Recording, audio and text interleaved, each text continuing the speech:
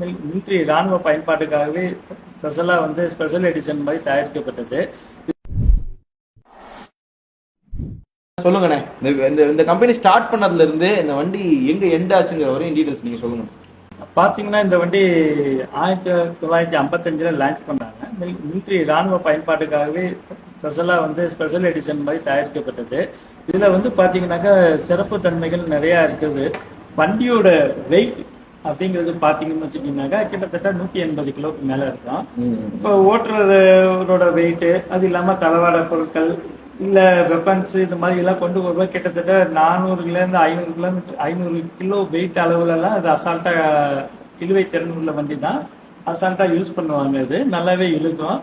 மெயினாக மிலிட்ரியில் வந்து யூஸ் பண்ணுறதுக்கு காரணம் இந்த வண்டியோட நாய்ஸ், இந்த வண்டியோட இழுவை திறன். இந்த வண்டியை பார்த்தீங்கன்னாக்கா சிசி பார்த்தீங்கன்னாக்கா 500 சிசி. 500 சிசில போர் ஸ்டோக் வண்டி.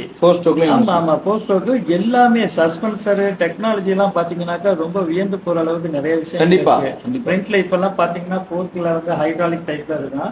ஆனா இதுல என்ன கிடைக்குமோ அதே இந்த பிஎஸ் M20ல பாத்தீங்கன்னா ஃப்ரண்ட் சஸ்பென்சர்லாம் பார்த்தா ஆம் டைப்ல ஒரு மாதிரி ஒரு ஆக்ஷன் டிஃப்ரெண்டா இருக்கும், நல்லாவே இருக்கும்.